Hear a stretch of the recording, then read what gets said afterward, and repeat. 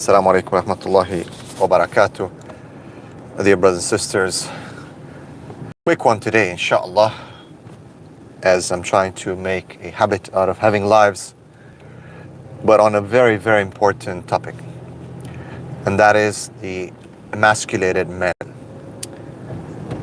the emasculation of men, the men of the ummah specifically, and men in general. So, we're going to start with a definition. What does emasculation mean? What is an emasculated man? First, we need to understand the definition. But before we even start, let's wait for people to gather, inshallah. And please, just hit that join button there on YouTube, subscribe, like, whatever, so we can get as many people educated as possible. Alaikum salam wa rahmatullahi wa barakatuh. Everyone, please hit that like and share button, share that we started. It's going to be a short one today, but very important. It's probably one of the most important topics. And I'll tell you how it ties into the condition of the ummah, to iman, to our deen, and so on. And this is probably so important for women as well, to watch this and to understand this. And you say, why women? Because not only men suffer from this concept of emasculation, but women suffer a lot. How do women suffer? Well, when a man is not a real man, a woman will not be a real woman. There's going to be issues of polarity. The woman herself is going to move towards, is going to switch her center of gravity more towards a masculine frame when a man is not fulfilling that. Now we gotta be careful. Yeah, we talk about men and women a lot, but keep in mind, I always say that first and foremost, we men have been entrusted by Allah subhanahu wa ta'ala with this amana. It's not something that you can just choose. This is something that we've been entrusted with. So if we fail, we're responsible, and we are failing. May Allah subhanahu wa ta'ala bless all of you. So it's important for women to understand how toxic and how bad this is when men are emasculated. Now, what does emasculation mean? What do I mean by emasculate? You probably hear this word a lot. Well, if you look at the definition, it means to remove power, strength, virility, to castrate. It is a physical, spiritual castration, intellectual castration. Well, how is it physical? Do they actually castrate us? No. But what happens is the environment, the society, the food that we eat, we see that men are castrated to an extent. So, low sperm counts, huge problem in the ummah. Low testosterone, huge problem in the ummah. Huge. Lack of energy, of strength, huge problem in the whole world when it comes to men.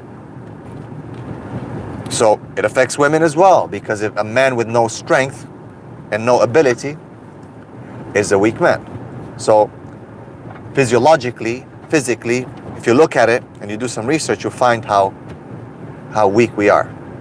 What about intellectually? Well, intellectually, we are castrated because we cannot, for example, for a Muslim, you cannot speak and say exactly what Islam represents, because you're going to be slapped very easily. You're going to be smashed soon. You're going to be cancelled. So people have to come up with all kinds of interpretations and washing down things in order to be able to say something. So we're intellectually castrated. Spiritually, we're spiritually castrated because our practice is restricted only to praying and fasting. And when you see the ummah even slacking in that, then you realize that spiritually we're not doing so well. People say, man, negativity, but look around. We are an ummah of just pray, brother. Like almost for any or every problem, you'll find the response of, brother, just pray. Brother, just make dua. طيب, يعني people are praying and making dua. Why isn't the condition changing?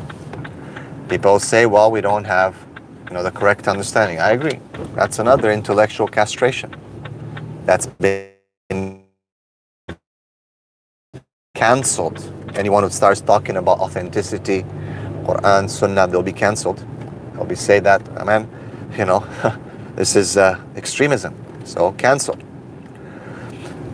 So we're castrated from so many ways. So women are complaining, for example, that their men are not strong, that their men are not satisfying them, pleasing them, leading.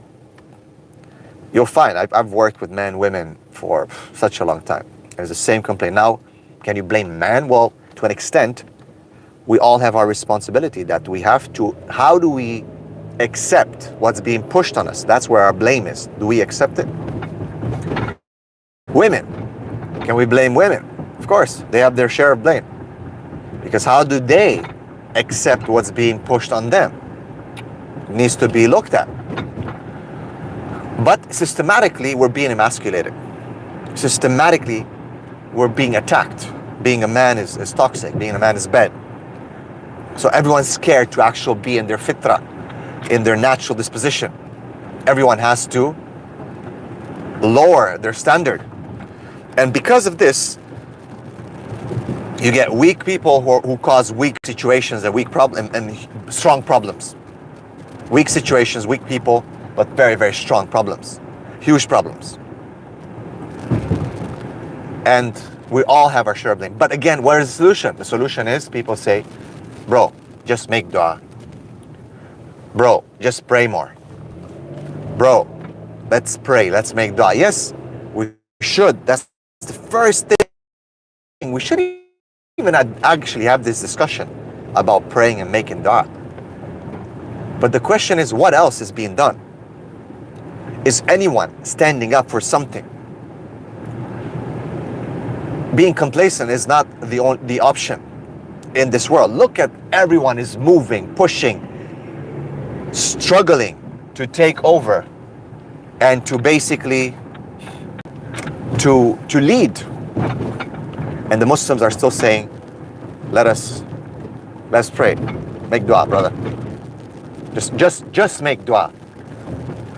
And it's causing so many issues. I would say that the main cause of all the problems in our communities, with marriage, parenting, with whatever we have, they are because of weakness, emasculation. Now, systemically, if you look at it, let's start from beginning. Parenting. Or how does parenting start? People think that parenting starts from two parents marrying, they have a child, and then they raise a child. No. Parenting started at the time the parents were educated. So we look at education. How were parents educated? Right? How were they taught? Because how they were educated makes the difference on how they're going to educate their children. So let's look at education. What kind of educational systems do we have in the world? Well, there's programs, something called programs. Well, what is a program? It's programming, indeed. It is what it means. It means programming.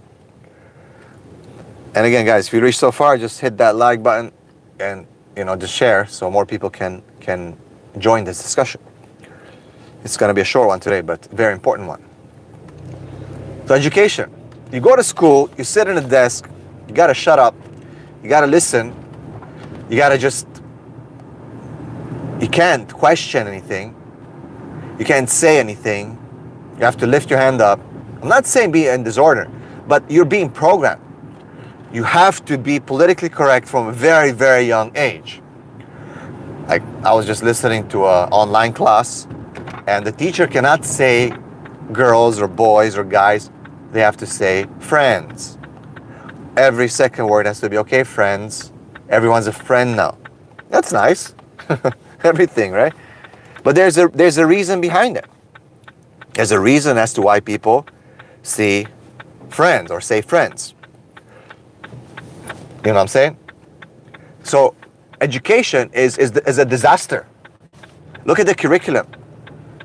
It's conducive for being agreeable. It's conducive for being a follower. It's conducive for just kind of being static, which is a bit more closer to the feminine energy or the feminine trend. Because in general, women are not expected to really go out there and push and shove and this and that.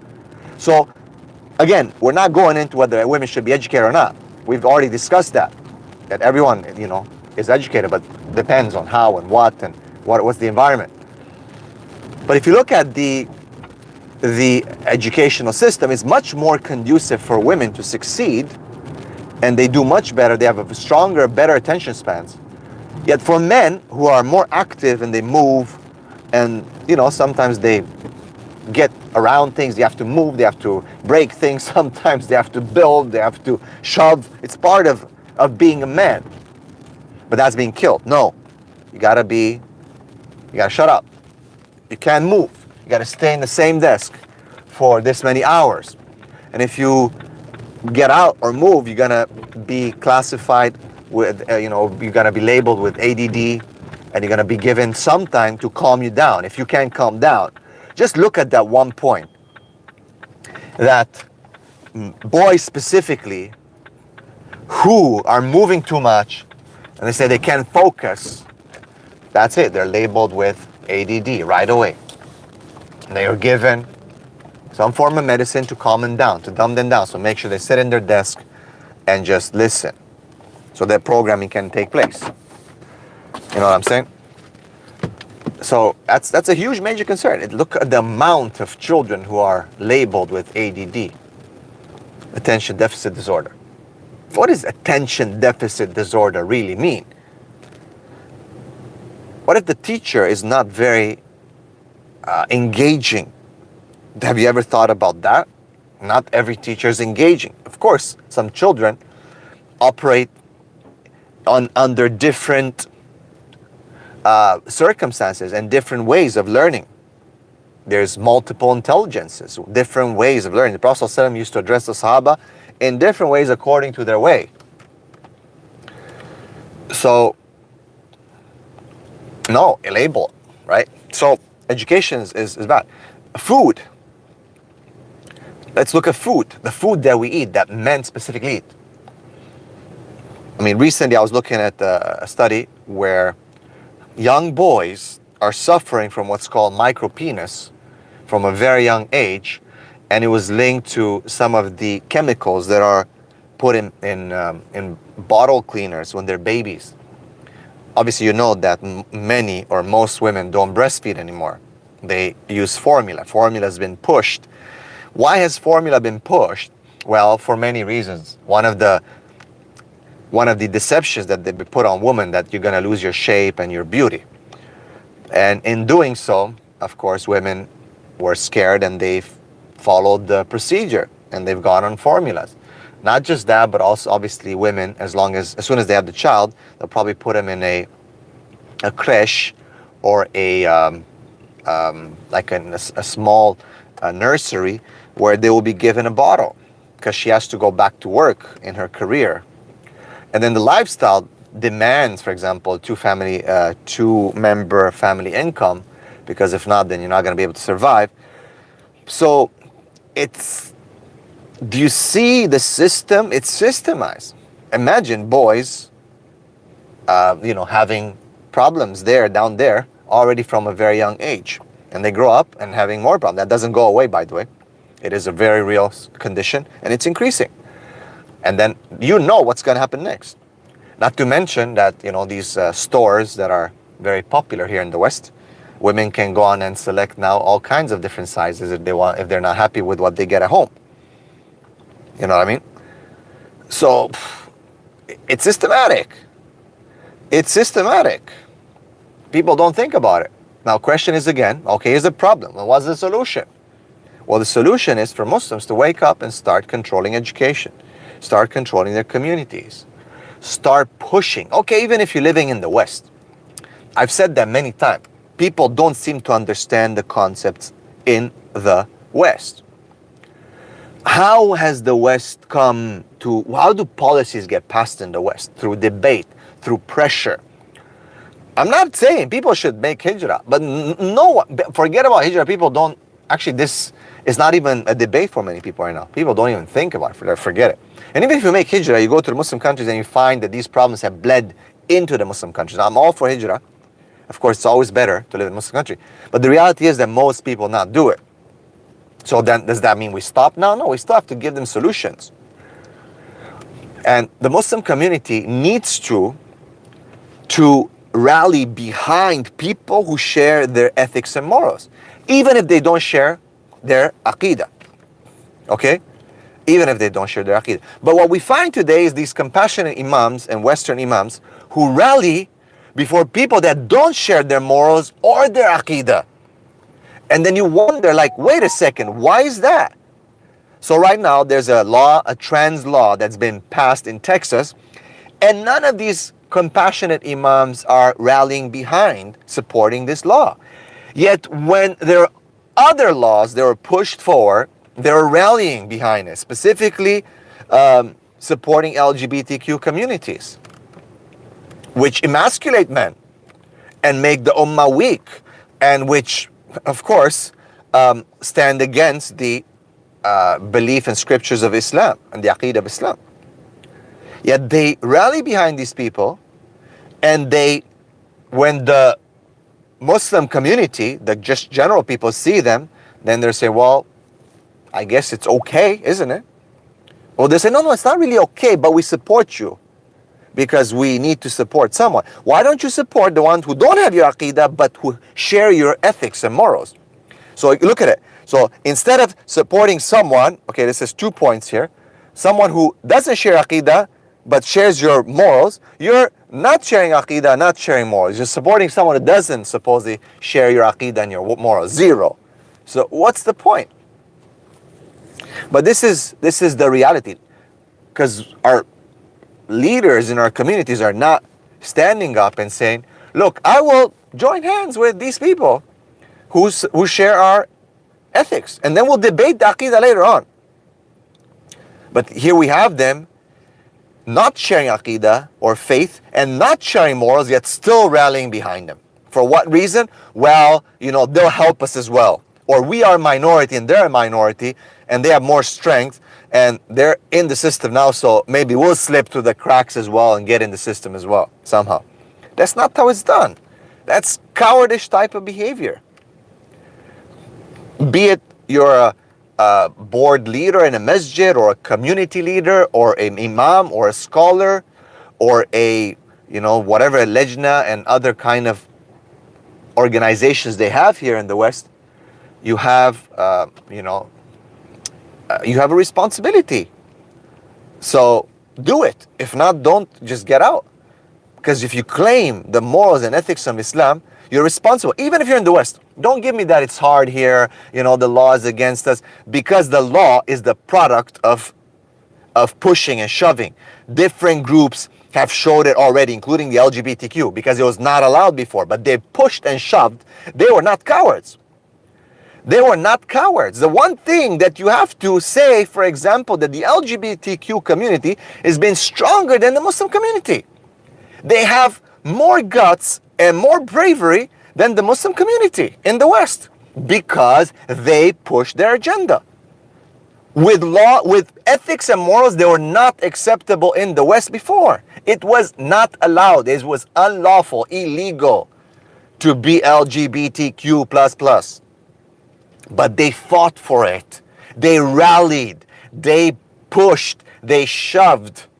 They worked hard. They sacrificed. But the Muslim community waited to see, well, who did the sacrifice? Who worked hard? Oh, they did. Okay, let's just sneak in behind them and see where we can go, and we'll support them, even though we don't share faith with them and we don't share morals with them. And the ones that share morals with us, we are shunning, because for whatever reason. You know what I'm saying? That's something we need to consider, guys and girls. We need to consider. It's not a joke. The Muslim community has been weaker in the West in passing their laws, their ways, not to be controlled, than the LGBTQ. Mark my words. I challenge you to refute this to me. Because look at the outcomes. The LGBTQ community has infiltrated the educational system. They have changed the curriculum, while the Muslims have not. While the Muslims have not. People can say whatever. They started as a small group and they pushed.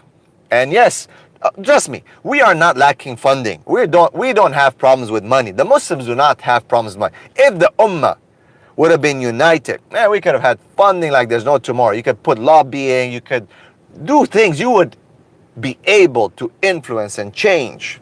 The reality is that we didn't do it. We've waited for these guys to finish their business, and they're still at it, by the way. And we just kind of came behind them saying, hey, me too. We are here too. Oh, but you guys don't believe in what... never mind that. We can just hold hands and, do things. So when there's a law within a non-Muslim country, the Muslim complain, well, we're in a non-Muslim country, that's passed, that's in line with Islamic ethics, the Muslims are silent instead of supporting. When there's a law that's against Islam, the Muslims are behind it. I don't understand. It's weak. It's bad. May Allah subhanahu wa ta'ala help us and protect us. The solution is education. Wake up. Let's take charge of our communities. The Muslim Ummah has to unite. We have funds, we have resources, we have talents. Stop rallying behind things that go against Islam and start rallying behind things that are in line with Islam, even if the people don't share your faith. And the reason and the evidence for that is that the Prophet ﷺ would align with Christians and with Jews, even in battles, and they would fight with him because they shared specific things. And it was not an ideological issue the ideological issue was between the Prophet ﷺ side and the Quraysh. And there was non-Muslims who sided with the Prophet ﷺ, and they were not Muslim. Some converted later, but the Prophet ﷺ accepted that.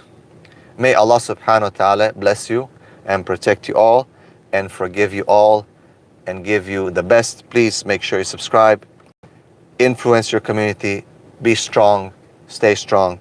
Assalamu alaikum wa rahmatullahi wa barakatuh.